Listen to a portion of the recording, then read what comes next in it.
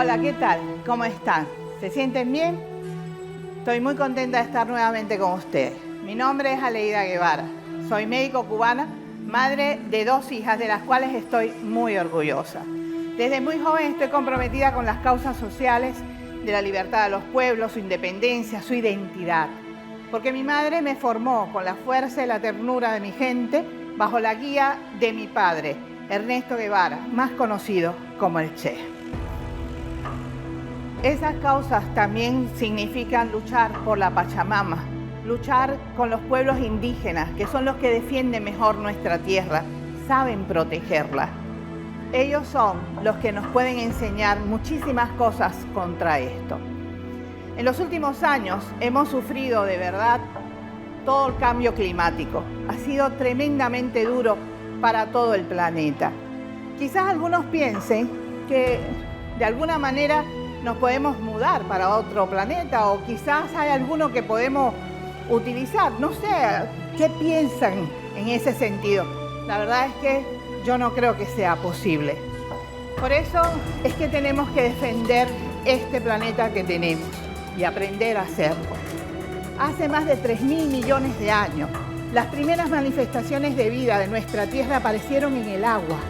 En esa agua vamos a sumergirnos para escuchar a nuestros océanos, para que ellos nos digan precisamente todo lo que estamos haciendo mal hecho y todo lo que podemos hacer para preservar la vida en esta tierra. En un mundo dominado por las transnacionales de la información o desinformación, este programa les brinda semanalmente un lugar diferente, quizás indisciplinado.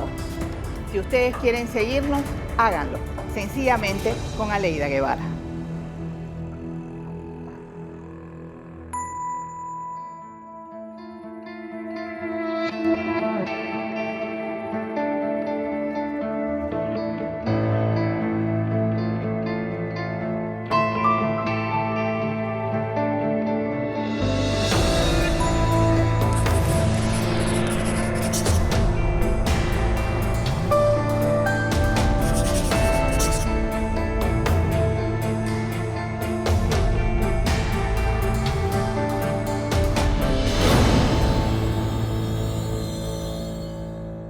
Mi papá es el creador del trabajo voluntario, pero también era un magnífico dirigente.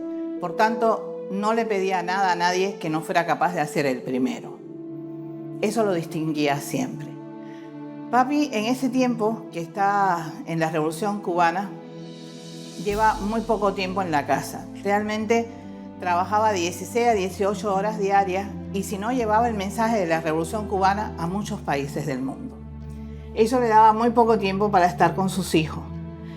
Pero entonces, ¿cómo aprovecharlo? Bueno, nos llevaba al trabajo voluntario. Y es simpático porque nos despertaba, por ejemplo, a las 5 de la mañana, un día que se suponía que podíamos dormir tranquilos, porque todos los días íbamos al círculo infantil tempranito. Y ese día podíamos dormir más, pero no. Para él poder estar un ratico más con nosotros, nos llevaba entonces con él al trabajo voluntario. Yo recuerdo un día en un corte de caña que estamos entrando al cañaveral. Levantan los hilos de alambre y nosotros nos colamos por ahí. Y al frente, allá a lo lejos, estaba un grupo de gente esperándolo.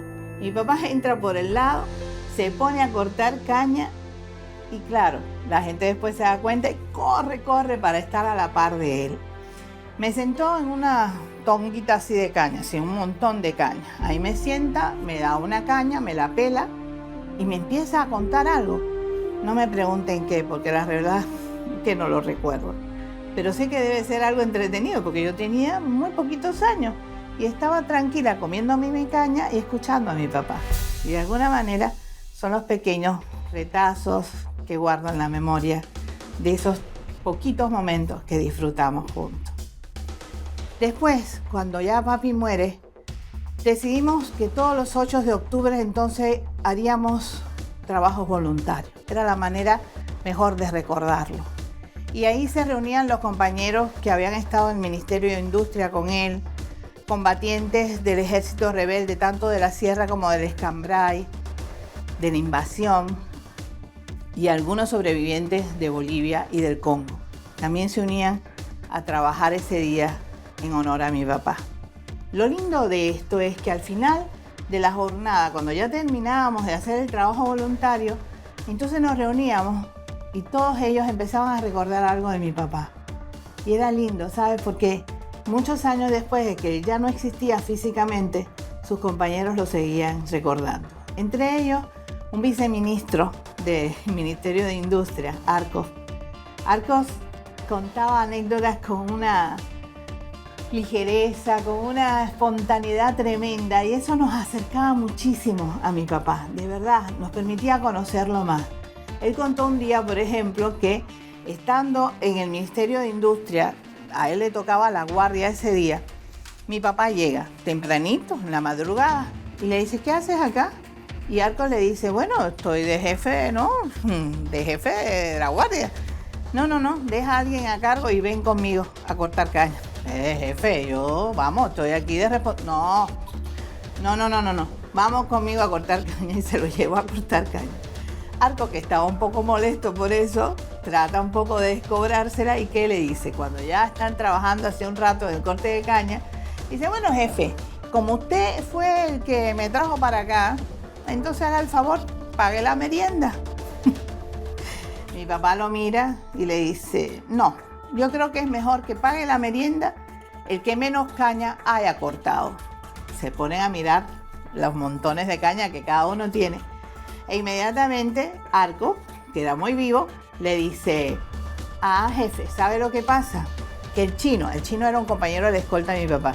El chino, cada vez que usted vira la espalda, le tira 2 o 3 cañitas a su montón para que usted no se esfuerce tanto. Y era verdad, el chino lo hacía, porque el problema es que mi papá era un asmático severo. Entonces todo el mundo trataba de que él no se expusiera tanto, que no tuviese tanta tensión, ¿verdad? Y por eso lo protegía, pero sin que él se diera cuenta. Esto es real.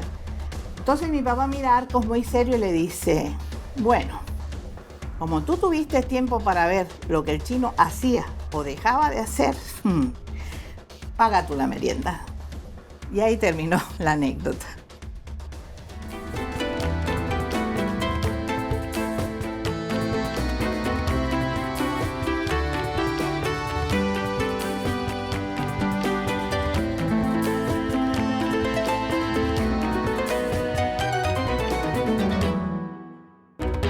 Climate change is here, it is terrifying, and it is just the beginning. The era of global warming has ended, the era of global boiling has arrived.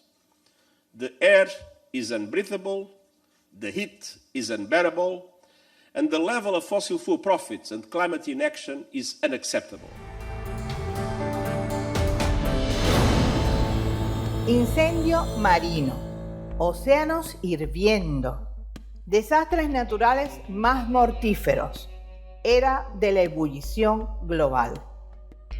Si no fuera un asunto tan serio, pensaríamos que están viendo qué palabra altisonante se puede usar mejor para describir la fotografía de los desastres que nosotros hacemos en el mundo actual.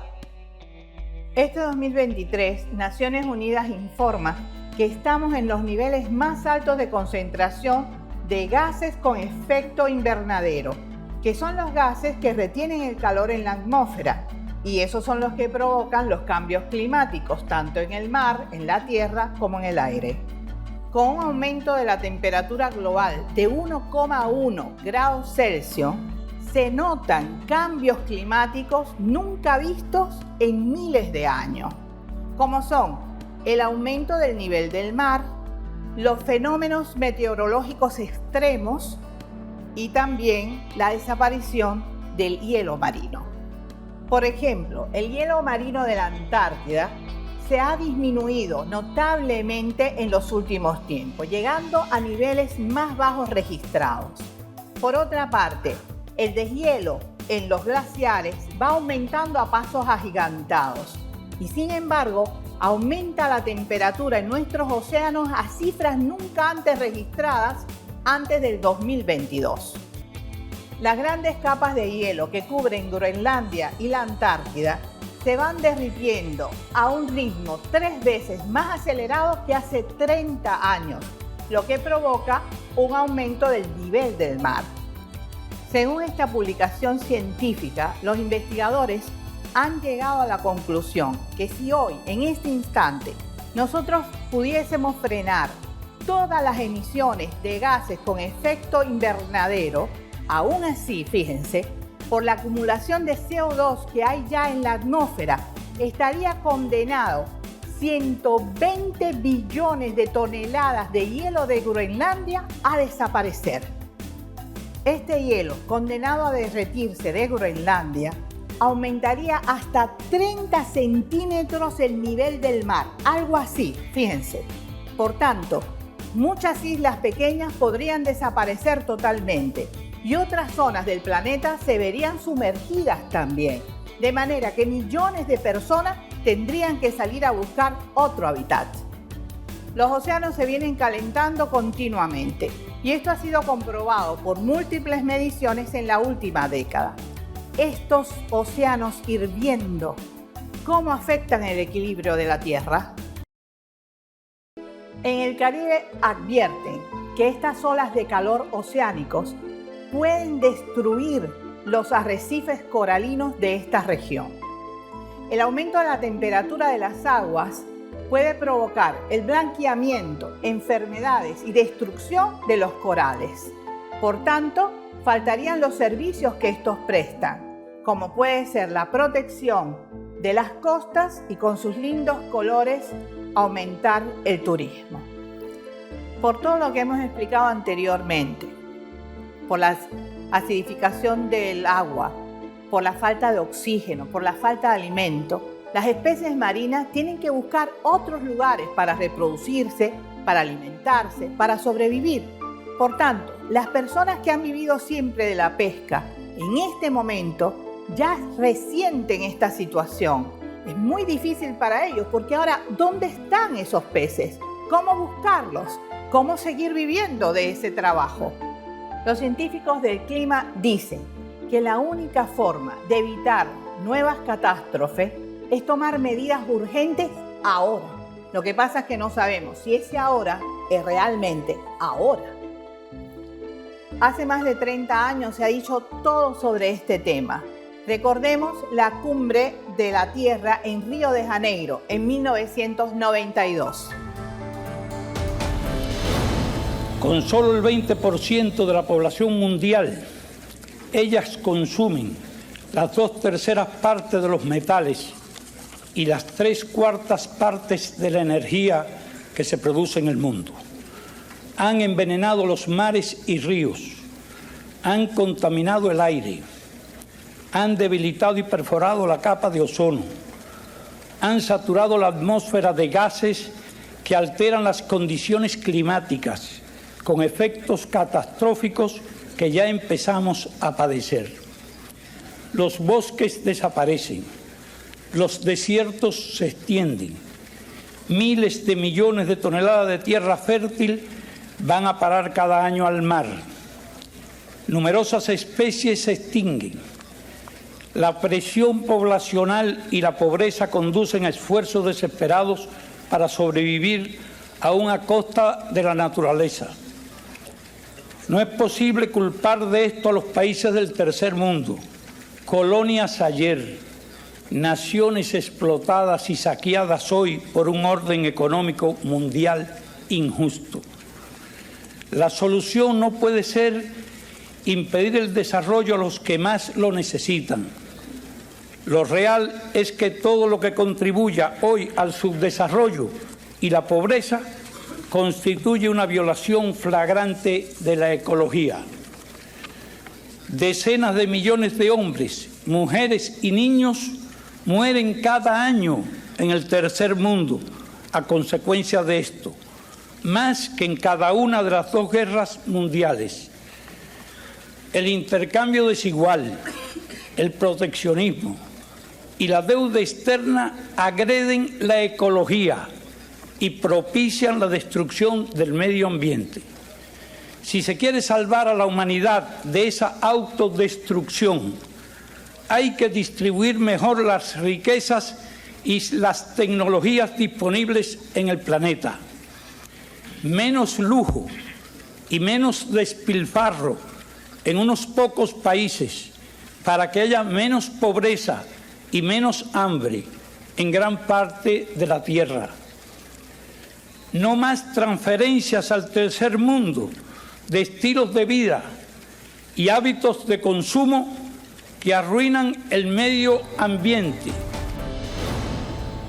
Más de 30 años después de esta advertencia que hizo el comandante en jefe Fidel Castro a los líderes mundiales, la cosa ha ido a peor.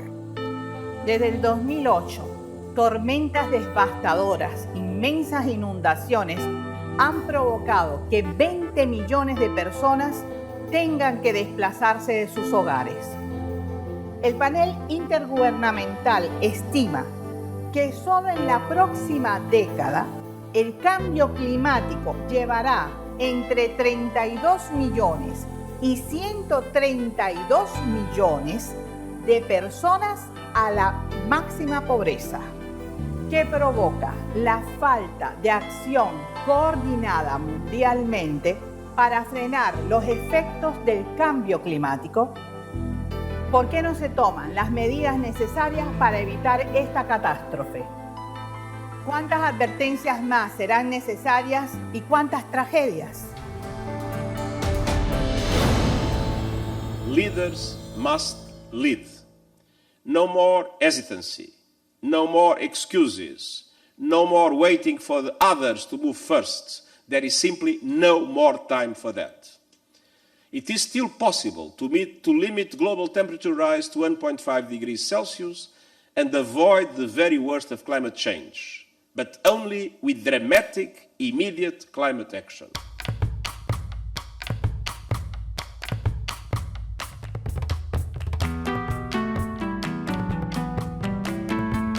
El mundo ha entrado en la era de ebullición global. Fue algo que dijo el secretario general de Naciones Unidas, Antonio Guterres. Claro, lo importante de esto es que cuando él estaba diciendo eso precisamente, ocurrían incendios forestales de gran magnitud en varios países con costas en el Mediterráneo por el exceso de calor. Estamos hablando, por ejemplo, de España, Grecia, Francia, Chipre, en fin, varios países. Si bien está demostrado que debemos alejarnos rápidamente de la quema de combustibles fósiles, porque son la causa principal de la crisis climática, eso no ocurre en el mundo. Podremos ver por qué. Déjenme puntualizar, por si acaso, que la quema de combustibles fósiles son la primera causa de emisión de gases con efecto invernadero en el mundo. La emisión de estos gases ha aumentado tremendamente en la última década. Alcanzaron las 59 gigatoneladas de dióxido de carbono en 2019, aproximadamente un 12% más que en el 2010 y un 54% más que en 1990. El panel intergubernamental sobre el cambio climático ha diagnosticado que se usa muchísimo más dinero público y privado para la quema de combustible fósil que el que se usa para mitigar los efectos que esto provoca y para la adaptación de las poblaciones vulnerables. El volumen del dinero público dedicado al petróleo, el carbón, el gas por parte de los países del G20 ha aumentado extraordinariamente. 1,4 billones de dólares en el 2022. Esto contradice lo que estos países dijeron hace 2 años en la cumbre del clima, donde prometieron que iban a disminuir paulatinamente esta subvención. Lo que ocurre con estas subvenciones es que estos países del G20 logran bajar el precio del petróleo, por tanto, estimulan que se consuma más y también que se produzca más. Estamos hablando de mucho dinero. Las economías del G20 dedicaron $1 billón a subvenciones, 322.000 millones a inversiones por parte de empresas públicas y 50.000 millones a préstamos otorgados para entidades financieras públicas. Si sumamos todo este dinero, tendremos una cifra que duplica con creces lo que se invirtió en el 2019. Los hechos hablan por sí solos.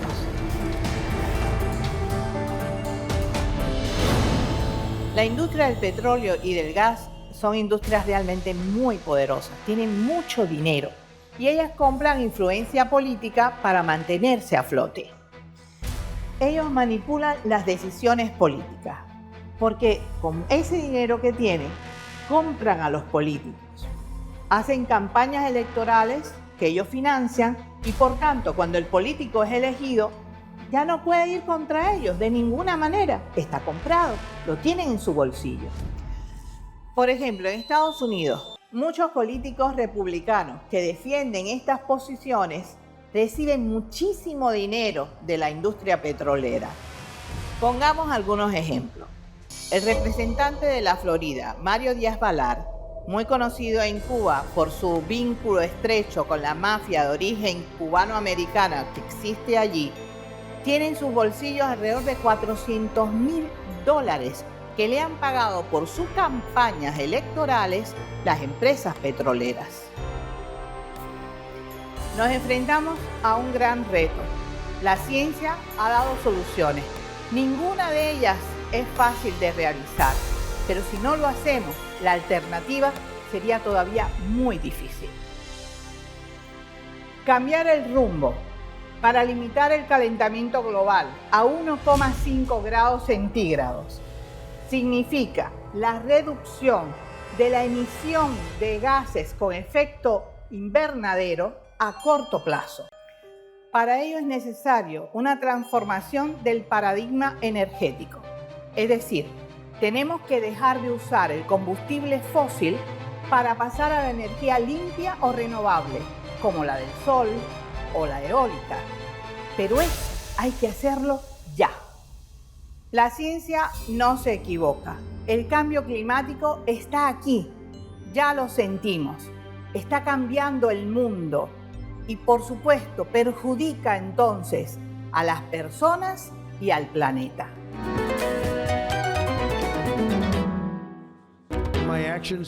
Con mis acciones de hoy, pondremos fin al Pacto Verde y revocaremos el mandato del vehículo eléctrico, salvando nuestra industria automovilística. American Auto Workers. Con Donald Trump nuevamente en la Casa Blanca, el gobierno de Estados Unidos hace salir al país del Acuerdo de París. Es la segunda vez que ocurre esto, porque en su primer mandato él hizo exactamente lo mismo. El Acuerdo de París es una herramienta de trabajo en la cual 195 países se comprometen a limitar el aumento de la temperatura global por debajo de los 2 grados centígrados. Que Estados Unidos de Norteamérica, uno de los países con mayor emisión de gases con efecto invernadero a la atmósfera, salga de este acuerdo es una noticia preocupante. Esperemos que en algún momento ellos rectifiquen. Pero tenemos que buscar las políticas adecuadas. Tenemos que continuar haciendo acciones concretas para impedir que la humanidad pierda su rumbo hacia la sobrevivencia. No es mucho lo que está en juego, es todo.